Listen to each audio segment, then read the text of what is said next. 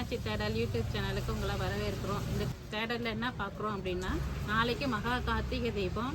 நான் சொல்கிற மாதிரி நீங்கள் விளக்கு போட்டிங்கனாக்கா வீட்டில் லட்சுமி கடாட்சி வரும், ஐஸ்வர்யம் பெருகும், வீட்டில் ஒரு குட் வைப்ரேஷன் வரும், வீடெல்லாம் உங்களுக்கு ஸ்மெல்லாக இருக்கும். பூஜை ரூமில் போனீங்கன்னாவே ஸ்மெல்லாக இருக்கும்.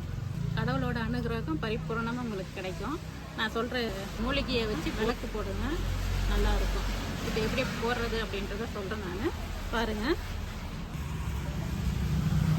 பியூர் எள்ளெண்ணெய், லவங்கம், ஏலக்காய், ஜாப்பத்திரி, பச்சை கற்பூரம், குங்குமப்பூ,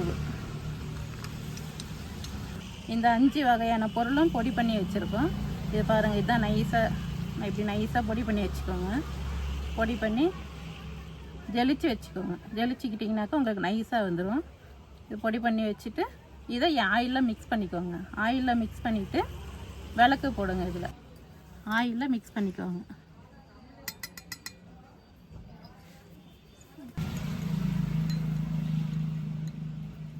இப்படி மிக்ஸ் பண்ணிக்கோங்க. மிக்ஸ் பண்ணிக்கிட்டிங்கனாக்கா உங்களுக்கு ஃபுல்லாக எல்லாம் கலந்துடும். கலந்துட்டு நீங்கள் இதில் விளக்கு போடுங்க.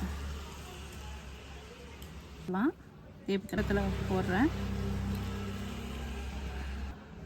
நீங்கள் வரிசையாக 27, 54 அப்படின்னால விளக்கு போடுவீங்க.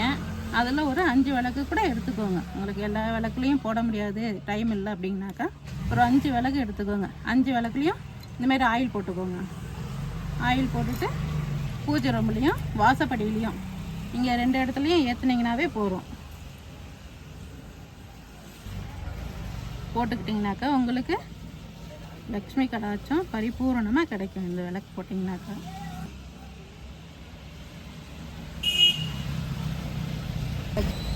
அன்னைக்கு நம்ம வீட்டில் லக்ஷ்மி கடாட்சத்தோட கிட்டே வந்தீங்கன்னா வீடு சுபிட்சமாக இருக்கும். இன்றைக்கி ரெகுலராக இதை ஃபாலோ பண்ணிட்டே வந்தீங்கன்னாக்கா உங்கள் வீடு அவ்வளோ சுபிட்சமாக இருக்கும். இதை மிஸ் பண்ணாமல் ஏற்றுங்க.